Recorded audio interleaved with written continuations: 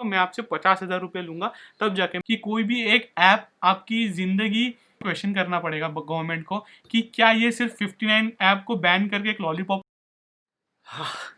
Welcome back to the channel guys. 59 Chinese apps जो थे वो इंडियन गवर्नमेंट ने बैन कर दिया है। अब जो बैन किया है, जो भी किया है, वो क्यों किया है सबको पता ही है, न्यूज़ में आप लोग देख ही रहे हो। मेरा जो ओपिनियन है मैं उसके ऊपर बात करता हूँ। देखो, मैं उनमें से 59 में से सिर्फ एक ऐप यूज़ करता था जिसका नाम है टिकटॉक।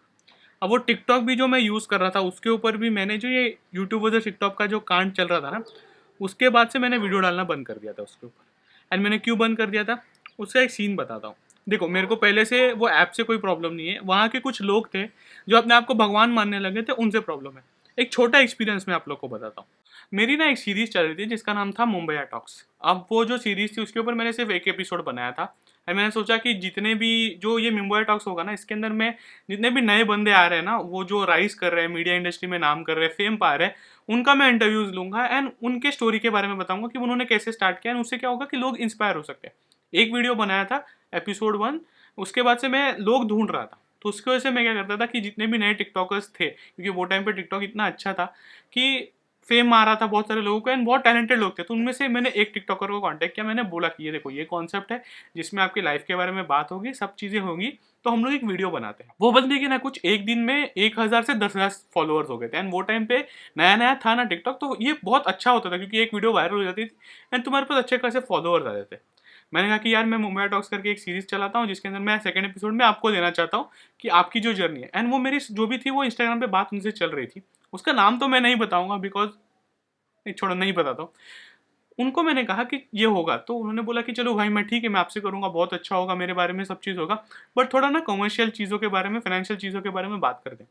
अब मेरा क्या था ना कि मुंबई टॉक्स के अंदर मैंने सोचा था कि जितने भी क्रिएटर्स आएंगे जिनका मैं इंटरव्यू लूंगा ना, उनके साथ लाइफ टाइम वो वीडियो का जो भी रेवेन्यू आएगा उसका 50-50 करेंगे। ये मैंने उनको पिच करके रखा हुआ था कि भाई आप आओगे, अभी तो मैं आपको कुछ पैसे नहीं दे पाऊंगा, बट फिर जो भी रेवेन्यू आएगा ना, इससे मैं हाफ ऑफ करूंगा, हमेशा लाइफ टाइम के लिए रहेगा। ये मैंने उनको बोल के रखा हुआ था।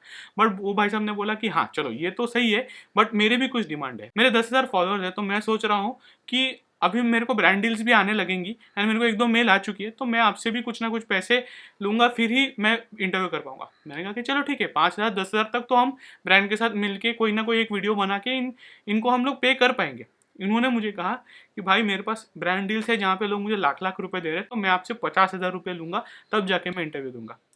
मैंने उनसे कहा कि यार, आपके फॉलोअर्स बड़े हैं, अभी बड़े हैं, आप भी ग्रो कर रहे हो, मैं भी ग्रो करना चाहता हूँ, तो कोलैबोरेटिवली कुछ करते हैं ना। अगर मैं आपको अपफ्रंटली 50,000 रुपये दे दूँ, तो आप सोचो ना कि मैं एक इंटरव्यू कर रहा हूँ जो कि राइजिंग बंदा है, उसको मैं सिर्फ 50,000 दे रहा हूँ, मेरा उससे इनकम क्या आएगा? मेरे को ग्रोथ मिल रही है, लेकिन वो ग्रोथ क्या 50,000 रुपये जस्टिफाई कर पाएगी? तो भाई साहब ने मुझे मना कर दिया। मैंने बोला चलो ठीक है यार, डिमांड है तो नहीं कर सकते कुछ। एक दूसरे टिकटॉकर से बात किया, सेम यही हुआ। वो भाई साहब ने मुझसे 25,000 रुपये मांगे। मैं 5,000 10,000 देने तक तैयार था, ब्रांड भी लाने के लिए तैयार था, सारी चीज़ें करने के लिए तैयार था। मैंने सोचा कि चलो एक वीडियो बन रही है जहाँ पे इन भाई साहब के बारे में ही बात होगी, सब कुछ इन पे ही, सेंटर ऑफ अट्रैक्शन पूरा इनके ऊपर रहेगा, सब कुछ सेंटर में यही रहेंगे, इनके रिलेशन में ही बात होगी। बट फिर भी वो सब ने बोला कि नहीं, जो आप डील दे रहे हो 50-50 शेयरिंग का, वो तो रहेगा ही, एक क्लॉज साइन कर दे जिसमें आप मुझे 25,000 रुपये दोगे जब ये वीडियो आप पब्लिक करोगे। मैंने कर दिया मना। जब ये दो एक्सपीरियंस हो गए ना, तब मुझे समझ में आ गया कि ये जो प्लेटफॉर्म है ना, ये प्लेटफॉर्म इनको बहुत कुछ दे रहा है, बट ये लोग कम्युनिटी को नहीं देना चाहते, या फिर ये लोग दूसरे क्रिएटर्स है उसकी रिस्पेक्ट नहीं कर रहे। अब फ्रंटली इनको अब ऐसा हो गया कि मुझे पैसे कमाने मिल रहे, तो हम दबा के पैसे कमाएंगे। अरे आप कमाओ पैसे, बात समझ सकता हूँ, बट एक बंदा जिसके 1,000 सब्सक्राइबर्स भी नहीं हुए थे, उससे आप बोल रहे हो कि 25,000 दे, 50,000 दे, तो वो अपने कॉन्टेंट में इन्वेस्ट करेगा ना, वो आप में क्यों इन्वेस्ट करेगा? एक इंटरव्यू है जहाँ पे मैं तैयार था 10,000 तक देने के लिए, यार ब्रांड कोलैबोरेशन करने के लिए तैयार था, बट 25,000 रुपये ब्रांड कोलैबोरेशन, बहुत सारी चीज़ वो मुझसे ले रहे थे एंड मुझे सिर्फ वो 10 या 15 मिनट का एक इंटरव्यू दे रहे थे एंड उसके ऊपर भी वो रेवेन्यू आगे कमा सकते थे। ये डील उनको समझ में नहीं आई। एंड फिर मुझे साइकोलॉजी समझ में, मैंने एक अच्छे बंदे से बात की, उसने कहा कि देखो भाई, मैं इतना फेमस तो हूँ नहीं, बट मैं आपको एक चीज़ बता देता हूँ कि यहाँ पे जो क्रिएटर्स है ना, ये अपने आप को अब ऐसे समझ लगे, बिकॉज ब्रांड्स को भी दिख रहा था कि नए नए बंदे हैं, तो कुछ भी बेचेंगे तो लोग ले लेंगे, तो वो वर्थ अपना कैश इन करने के लिए वो लोग ये सब कर रहे थे एंड उन्होंने बहुत जन से पैसे मांगे थे। तो सब क्रिएटर्स से जब मैंने देखा, तब मुझे समझ में आया कि ये कुछ ऐसे क्रिएटर्स हैं जो अपने आप को अब भगवान मानने लगे एंड वो प्लेटफॉर्म से ऊपर है। तो ये चीज़ की वजह से मेरे पास तो नेगेटिव चीज़ें थी ये दिमाग में ऐप को लेके। एंड वो ऐप में मैं भी मेहनत करता था, मैं भी क्रिएट करता था, मैं भी कंटेंट बनाता था, बट वो ऐप का आपको सबको पता ही है, श्लोक श्रीवास्तव करके एक है अटैक बर्नर, वो भाई साहब ने ना बहुत अच्छे तरीके से एक वीडियो में बताया था कि ये ऐप क्यों वर्क, कैसे वर्क करती है। तो वो चीज़ दिमाग में आई, बहुत सारी चीज़ें इसके वजह से मेरे को टिकटॉक पसंद था कुछ टाइम तक। देन उसके बाद मई के बाद से मैंने टिकटॉक पे पोस्ट करना छोड़ दिया, मैंने उसके ऊपर वीडियोस देखने छोड़ दिए। फर्क तो पड़ा नहीं मेरी लाइफ में, एंड मैं यूट्यूब पे अच्छे से ध्यान दे पाया, काम पे अच्छे से ध्यान दे पाया, कॉर्पोरेट शूट्स में अच्छे से ध्यान दे पाया, तो बहुत सारी चीज़ें अच्छी हो गई इसके वजह से। जब कल बैन हुआ ना, तो मेरा एक तरीके से मजाक बनाने का चीज़ हुआ, एंड मैंने वो वीडियोस बनाए, वो स्टोरीज बनाई। एक वीडियो मैंने डाल के रखा हुआ है मेरे इंस्टाग्राम पे, आप लोग जाके देख सकते हो। वो वीडियो अच्छा लगा है लोगों को, एंड एक तरीके से मैंने उसके अंदर ओवर एक्टिंग की है, क्योंकि टिकटॉक पे भी वही होता था। और कुछ चीज़ें हैं जिसके बारे में मेरे को बात करनी है, क्यों ये ऐप बैन होने पे बहुत सारे लोगों को खुशी हो रही है। खुशी इसलिए हो रही है ना कि क्या था ना कि ये जो ऐप था ये बहुत सारे प्रोपोगंडा चलाता था, बहुत सारे लोगों को अलग तरीके से सोचने पे। देन बहुत सारे यूथ जो थे वो पढ़ाई लिखाई छोड़ के एंड इसी में लगे रहते थे, इनसे लगता था कि भाई बहुत पैसे कमा सकते हैं, and instant fame instant money के चक्कर में बहुत सारी जो लाइफ के बेसिक चीज़ें होती है ना वो करना बंद कर दिया था। इसकी वजह से थोड़े लोग परेशान थे, फैमिली वाले परेशान थे, भाई बहन माँ बाप सारे लोग परेशान थे कि बच्चा क्या कर रहा है। देखो एक चीज़ तो मैं कहूँगा कि ये जब ये बैन हुआ है ना, तो इससे बहुत सारे फैमिली वालों को एक तरीके से अच्छा ही लग रहा है कि चलो हमारा बच्चा पढ़ाई पे ध्यान देगा। बहुत सारी ऐसी ऐसी चीज़ें वो कर सकता है, जिसकी वजह से क्या हो रहा था कि वो अपनी फैमिली से अलग हो रहा था। देन बहुत सारे बच्चे थे वो अपने माँ बाप से लड़ते थे कि हमें मोबाइल चाहिए, हमें स्टैंड चाहिए, हमें रिंग लाइट चाहिए, बहुत सारी चीज़ें चाहिए। भले उनकी कमाई नहीं थी, बट ये एक ऐसा इंस्टेंट फेम था जिसकी वजह से क्या हो गया कि बहुत सारी फैमिलीज परेशान थी। एंड इसके लिए जब ये बैन हुआ है ना, तो बहुत सारे लोगों को अच्छा लगा है। एंड चाइना के साथ जो चल रहा है उसके वजह से बैन होने पे सेंटिमेंट्स आए थे, एंड गवर्नमेंट ने एक तरीके से बहुत अच्छा चीज़ किया कि बैन कर दिया। बट एक चीज़ मैं आप लोग को बोलूँगा कि हमको क्वेश्चन करना पड़ेगा गवर्नमेंट को कि क्या ये सिर्फ 59 ऐप को बैन करके एक लॉलीपॉप तो नहीं दे दिया हमारे हाथ में कि आप लॉलीपॉप चूसते रहो एंड बॉर्डर पे जो चल रहा है उसको इग्नोर करो। इतना याद रखो कि गवर्नमेंट ने जो किया है अच्छा किया है, एंड कुछ नेशनल सिक्योरिटी से रिलेटेड था, बहुत अच्छा किया है। बट इतना एक चीज़ ध्यान में रख लो कि ये सिर्फ एक लॉलीपॉप ना हो, मतलब एक तरीके से सिर्फ दिखाने के लिए कि हमने कुछ एक्शन उठाया है एंड हमने कुछ बैन किया है एंड इससे चाइना की इकोनॉमी को फ़र्क पड़ेगा। बहुत बहुत छोटी चीज़ है यार ये बैन करना, एक तरीके से सफाई तो हो गई है, बट हमको ये चीज़ याद रखना पड़ेगा कि जो जो बॉर्डर पे कर रहे हैं ना, इसका जवाब भी गवर्नमेंट को देना है। मैं श्योर हूँ कि गवर्नमेंट देगी जवाब, आर्मी देगी जवाब, एंड जो भी चीज़ें हुई है चाइना को अच्छा सबक सिखाएंगे। स्टेप हमने स्टार्ट कर दिया है, बट गवर्नमेंट को ये चीज़ बताना पड़ेगा एंड गवर्नमेंट को प्रेस कॉन्फ्रेंस करके बोलना पड़ेगा कि हाँ ये सब चीज़ें हो रही है। एक बार कर लो फिर करो, मैं ऐसे नहीं बोल रहा हूँ कि अभी कर दो एंड अभी बता दो। अभी क्योंकि अभी टाइम है, लोगों को जस्टिफिकेशन नहीं देना, अभी टाइम है एक्शन लेना। एक बार सब एक्शन हो जाएगा उसके बाद आके जस्टिफाई कर देना, क्योंकि फिर लोग प्रूफ मांगते हैं। तो मैं गवर्नमेंट में से कोई अगर ये वीडियो देख रहा है, मेरे को पता है नहीं देख रहा है, बट फिर भी अगर कोई देख रहा है तो ये चीज़ है कि सेंटीमेंट अभी एक हाई है, नेगेटिव है चाइना को रिलेटेड। तो आप लोग एक्शन ले लीजिए एंड देन उसके बाद जस्टिफाई करिए, बिकॉज हमने अगर वोट किया तो हमारे पास राइट है क्वेश्चन करने का।